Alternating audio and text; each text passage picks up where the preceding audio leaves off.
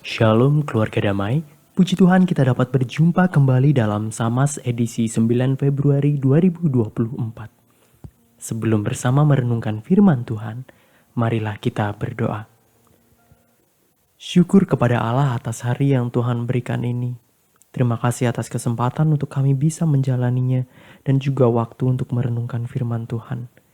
Kiranya firman Tuhan senantiasa jadi penerang kami dalam menapaki jalan hidup ini. Di dalam nama Tuhan Yesus kami berdoa. Amin. Keluarga damai, Samas kita hari ini bertemakan politik dalam hidup.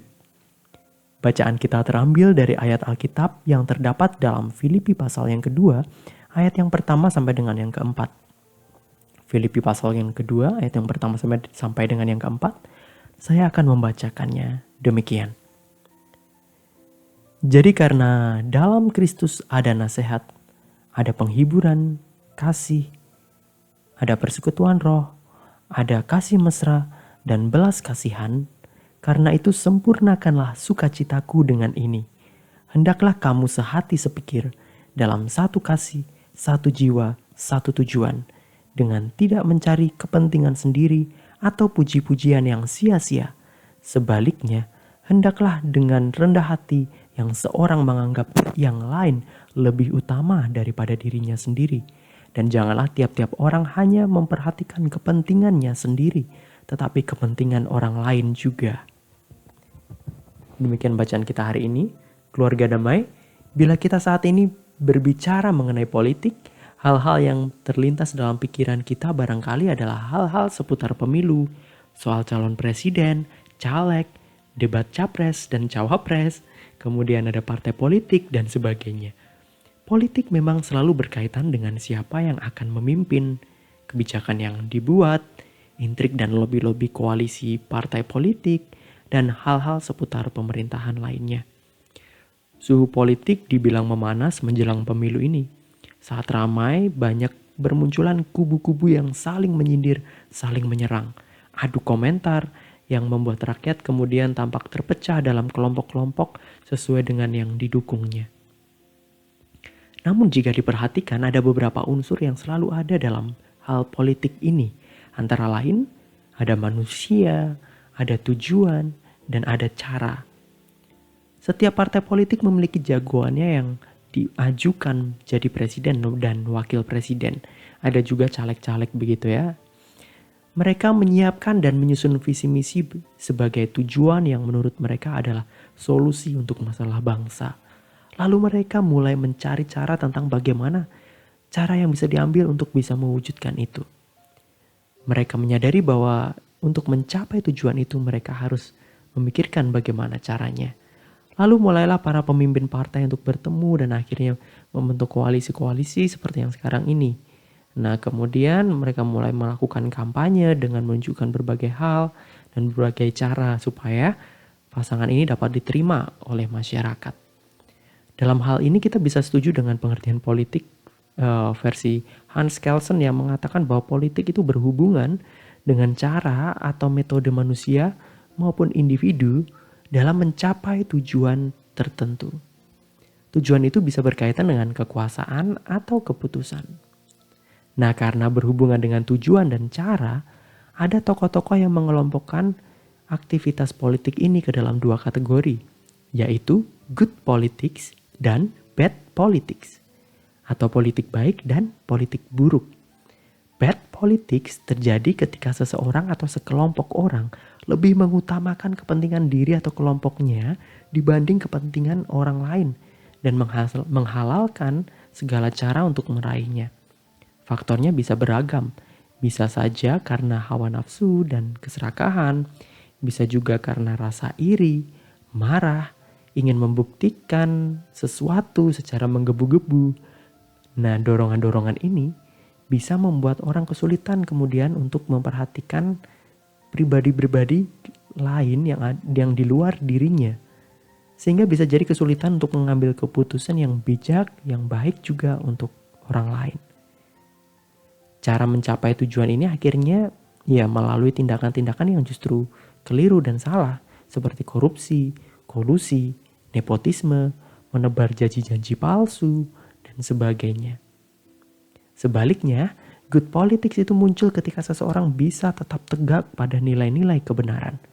Berdiri pada kebenaran, meski itu bukan hal yang banyak orang inginkan, bertentangan dengan banyak orang. Ia mengambil keputusan dan tindakan yang terbaik bagi orang-orang yang dilayaninya. Good politics menunjukkan good leadership dan kebersamaan dalam mencapai tujuan bersama. Jadi bukan tujuan pribadi begitu ya. Nah, keluarga damai, dari beberapa hal yang telah dibahas tadi kita dapat melihat bahwa politik ini tidak hanya kita lakukan ketika pemilu saja. Bila politik berkaitan dengan tujuan dan cara untuk meraih tujuan itu, sebetulnya kita juga bisa atau bahkan mungkin terbiasa melakukan politik itu dalam kehidupan sehari-hari. Misalnya ketika ingin sesuatu lalu merayu orang lain untuk bisa melakukannya. Misalnya seorang anak yang merayu orang tua untuk membelikan sebuah mainan. Lalu terjadilah negosiasi antara anak dan orang tua itu. Nah, misalnya, Pak, beliin PlayStation dong. Aku janji deh nanti mainnya cuma Sabtu sama Minggu aja. Ya nanti aku akan selalu bantu bersihin rumah setiap hari gitu ya.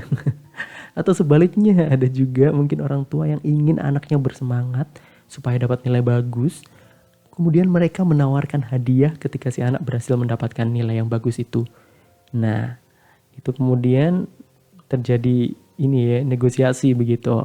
Demikian juga ketika anak-anak di sekolah mengajak teman-temannya memilih jadi ketua OSIS atau jadi ketua BEM gitu ya. Lalu kalau dalam kehidupan pekerjaan juga orang-orang di kantor bisa juga memasang strategi untuk mencapai target naik jabatan misalnya. Nah, untuk ini ada banyak strategi yang dipakai. Tetapi kadang-kadang bahkan bisa juga saling sikut, saling menjelekkan, ya saling berlomba terlihat baik di depan bos-bosnya supaya bisa cepat naik jabatan begitu ya. Nah, bisakah kita bayangkan bagaimana jika banyak orang berusaha mencapai keinginannya sendiri tanpa peduli dengan orang lain? Nah, tentu saja bad politics akan muncul. Dan yang kemudian terjadi adalah orang-orang yang saling menjatuhkan satu dengan yang lainnya. Menjelang pemilu ini banyak orang juga akan menentukan pilihan. Kita bisa menggunakan berbagai pertimbangan.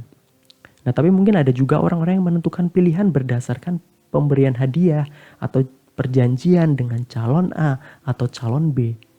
Mana yang dianggap menguntungkan dirinya lah yang akan dipilih. Tanpa mempertimbangkan dampak-dampak lain yang mungkin muncul ke depannya karena visi misi, karena tujuan dari calon tersebut. Nah, keluarga damai, dalam suratnya Rasul Paulus mengingatkan kita supaya dengan rendah hati yang seorang menganggap yang lain lebih utama daripada dirinya sendiri. Dan janganlah tiap-tiap orang hanya memperhatikan kepentingannya sendiri, tetapi kepentingan orang lain juga. Keluarga damai, kita dihadapkan pada pilihan-pilihan dalam menentukan sikap. Apakah kita akan mengutamakan kepentingan sendiri, memakai segala cara dan tidak peduli akan apa yang akan terjadi pada orang lain? Atau bisakah kita membangun sebuah dunia di mana orang saling menghormati, saling peduli, dan memiliki tujuan untuk bisa bersama-sama hidup dalam damai? Kiranya Tuhan memampukan kita untuk melawan ego pribadi dan juga senantiasa mengusahakan kebaikan bersama. Selamat bersiap memilih para pemimpin dan wakil rakyat. Pilih bukan karena keuntungan pribadi sendiri, tapi demi kebaikan dan kemajuan bangsa. Mari kita berdoa. Ya Tuhan, terima kasih untuk firman yang Tuhan berikan. Kiranya Tuhan terus ingatkan dan mampukan kami untuk bisa menghadirkan kebaikan bagi sesama dan menggunakan cara-cara yang baik juga untuk mewujudkannya. Di dalam nama Tuhan Yesus kami berdoa. Amin. Keluarga damai, demikian Samas kita pada hari ini. Selamat menerapkan politik yang baik dalam kehidupan sehari-hari. Tuhan memberkati.